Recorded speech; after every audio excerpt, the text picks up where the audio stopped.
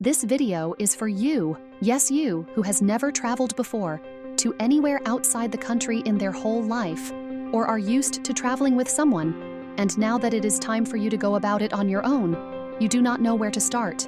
But don't worry about that. This video is going to be a comprehensive guide for first-time travelers, especially those who are about to take their first international flight. And it is going to be divided into chapters or steps. Here are the timestamps, so feel free to click to where you need information. In Chapter 1, we are going to be discussing all things passports and visas, how to get one, where to apply for one, and the necessary steps required to obtain them. Chapter 2 will be about travel insurance, why you need it, and where to get it. Chapter 3, booking flights, tips on finding affordable flights, all about flexible dates and booking in advance and how to book flights online, followed by accommodations, packing tips, airport procedures, what to do during your flight, and after you have arrived at your destination and transportation, and lastly, emergency information. I hope this is not going to be too long of a video, but all I know is that I will do my best to provide you with the necessary information you need. Chapter 1, getting started. It is exciting, isn't it? Just the thought of you boarding that plane, going to explore your dream country or whichever reason you might be traveling for. However, there are some important documents you need for you to be legally permitted to get out of your country and into another country. Otherwise, you would be considered an illegal immigrant, and you do not want that. So, what is a passport? A passport is an official government document that certifies the identity and nationality of its holder. It allows you to travel internationally and serves as proof of citizenship, whereas a visa is an endorsement on a passport, indicating that the holder is allowed to enter, leave, or stay for a specified period in a country. To apply for a passport is very easy. All you need are documents that give proof of citizenship, which can be a birth certificate or naturalization certificate, a government-issued photo ID, such as driver's license or national ID card, passport-sized photos, meeting specific requirements as per your country, and a passport application form, which are available online or at passport offices. Make sure you locate any nearby passport acceptance facility or post office. This may vary according to the country, so make sure you do your own research. After you have filled out all your forms and gathered all the required documents, make sure to submit them in person. Now, there may be some fees required to be paid for the application. Please research on what your country's fees are. The waiting process can take a few weeks or even surpass months. So make sure to apply early and always keep track on the application status using the provided tracking number until your passport is ready for pickup. Visa A visa, on the other hand, you need to start the application process well in advance of your travel date. First, research the visa requirements of your specific destination. Check whether a visa is needed for the destination you are intended to travel to, and if yes, what is the type required? Is it a tourist visa, work visa, or business visa, among others? Gather the required documents to apply for a visa, and they include a passport with sufficient validity, a completed visa application form, passport-sized photos, meeting specific requirements, proof of travel arrangements such as the flight itinerary, proof of accommodations, reservations, and lastly, financial documents that may include bank statements, proof of employment, among others. Now that you have everything required, submit your application to the consulate or embassy of the destination country and pay the visa application fee. Some countries may require an in-person interview or virtual interview, so please take note of that, and you can prepare by knowing your travel plans and providing truthful answers. After that step, it is time to wait for your visa to be processed, which can be taxing and time-consuming, and that is why it is advised to start the application process early. Before we close off this chapter, please note that it is best if you do make copies of all your important documents. That way, if one gets lost, you may have a copy to back you up. Now that we have our passport as well as visa, it is time to get our travel insurance. And I know you are asking yourself, why a travel insurance? Is it that important? And the answer is yes. There may be some unforeseeable events that may take place, such as medical emergencies or trip cancellations, and a travel insurance will take care of that. Travel insurance is a type of coverage that provides financial protection as well as assistance during unexpected events while traveling. Coverage areas may include medical emergencies, where it covers medical expenses, including hospital stays, doctor visits, and emergency medical evacuation. Trip cancellation or interruption. It reimburses non-refundable trip expenses, if you have to cancel or cut your trip short for covered reasons. Some may provide compensation for lost or delayed luggage, where there is travel delay, and offers reimbursement for additional expenses incurred due to a covered travel delay. And lastly, emergency evacuation, as it covers the costs of emergency evacuation in case of natural disasters or political unrest. So, how do you get one? There are some good and reputable travel insurance providers, but also do your own research to find out which one is commendable to you and compare the coverage options. And also, read the customer reviews, policy terms and conditions, including exclusions and limitations. Make sure you assess your travel plans and determine the coverage you need. For example, if you're engaging in adventure activities, make sure they are covered. Request quotes from multiple insurance providers to compare prices and coverage, and consider annual plans if you travel frequently. Most travel insurance can be purchased online. Just do further research, complete the application and payment process before you travel.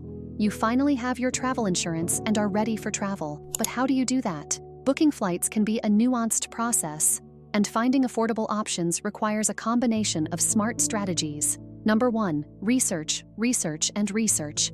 Then plan. Be flexible with your travel dates if possible. Flying midweek or during off-peak seasons tends to be more affordable. If you use flight comparison websites and apps, they tend to set up price alerts for your desired routes. This helps you monitor price changes and catch good deals. But while researching for an affordable flight, make sure your browser is in incognito. And why should you do that, you may ask? Airlines and booking websites may track your searches using cookies. This can result in prices increasing if the site detects high demand for a particular route. Using incognito or private browsing mode prevents this tracking, potentially leading to lower prices. Always work smart. Number 2, always use popular flight search engines like Google Flights, Skyscanner, Kayak, and Momondo. I have affiliate links for some of these websites which will be linked down below. Don't worry, there will be no price increase if you use them. I only get a small commission for directing you to them. These platforms aggregate data from various airlines and travel agencies to find the best flights, time, etc. After finding potential flights on the search engines, visit the airline's official website. Sometimes, airlines offer exclusive deals on their sites. So what are the best times to book your flights? For early booking, domestic flights, it is generally recommended to book 2 to 3 months in advance. As for international flights, aim for 4 to 6 months ahead. Occasionally, airlines may release last-minute deals. This is more common for off-peak travel times, so not very usual. Studies suggest that booking flights on Tuesdays or Wednesdays can sometimes yield lower prices. But then again, do your own research. A question that many usually ask during booking is that, should you choose a direct or connecting flight, which one is the best option for you? Direct flights are usually more convenient, but may be more expensive. Connecting flights can sometimes be more affordable, but are hectic. Here is a list of the pros and cons, so choose one which are best suitable for your needs. Some information that may be worth considering are: 1. Consider budget airlines for short-haul flights. Be aware of additional fees and check baggage policies. If your travel dates are flexible, use the calendar view on flight search engines to identify the cheapest days to fly. Overnight or early morning flights are often cheaper as they may be less desirable for travelers. Evaluate layover durations. Longer layovers may be cheaper, but consider the impact on your overall travel time and comfort. Consider package deals. Some websites offer package deals that include flights and accommodation. This can sometimes result in cost savings. Before finalizing your booking, double-check all details, including dates, times, and passenger information. Always opt for secure payment methods, and be cautious of using public computers or networks when making transactions. You can use reward points to book your stay or flights. If you have frequent flyer miles or credit card rewards points, check if they can be used for booking flights. Let us finally move on into our next chapter, which is all things accommodations. This part can be a bit intimidating for some, especially with the potential scammers and whatnot. I recommend you using reliable websites such as Booking.com, Expedia, Airbnb, or Hotels.com, which act as a middleman between the hotel or accommodation and you, and in case of any issue you can always file a complaint. First, read reviews from previous guests to get insights into the quality and service before booking. Determine your budget for accommodation per night, and then decide if you prefer hotels, hostels, vacation rentals, or other options. After finding options on booking platforms, visit the hotel's official website to check for exclusive deals or promotions. For budget travelers, explore hostel booking websites like Hostel World and Hostel Bookers. Your booking should be influenced by the following factors. 1. Proximity to attractions. Is your accommodation close to where you want to explore? 2. Safety and neighborhood. Is it safe for you as an individual? Proximity to public transportation if you don't have a car.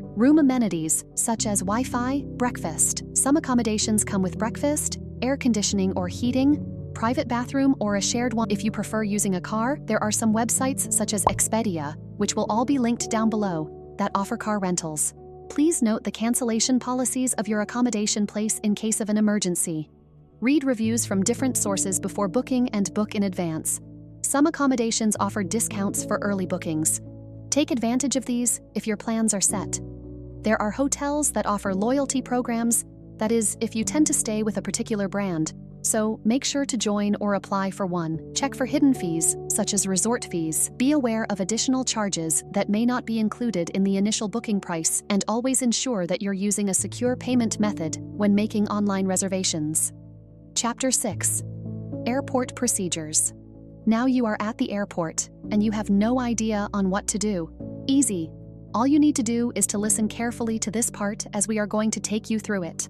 The first step after arriving at the airport is to check in.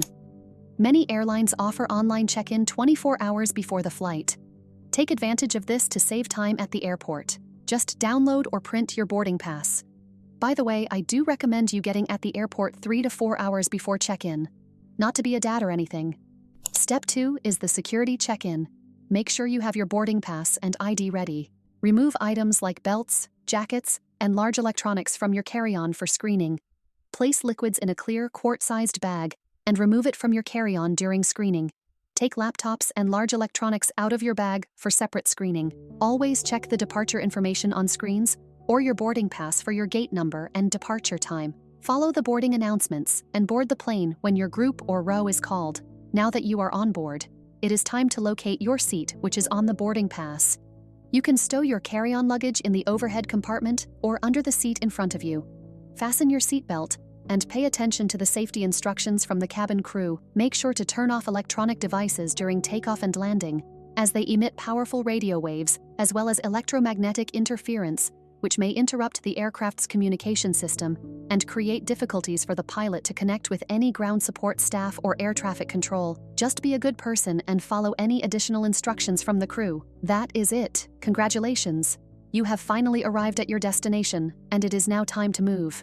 But first, wait for your row to be called for deplaning, and be mindful of fellow passengers as you move through the aisle.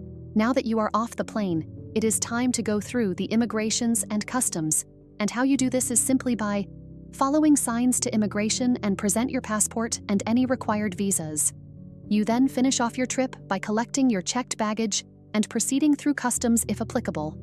If your luggage is missing, report it to the airline's baggage services immediately. What are things that you may not be allowed to bring to the airport? Usually, items like sharp objects, liquids over 100 milliliters, and certain electronics may be restricted. But do check the airline and airport regulations for prohibited items. Also, avoid packing expensive jewelry or irreplaceable items in checked luggage. There is usually confusion about what needs to go in the carry-on and what needs to go on the checked luggage. All you need to know is that any items that you may need during the flight, important documents, and any valuables should go towards the carry-on, and the heavier items should be in the checked luggage.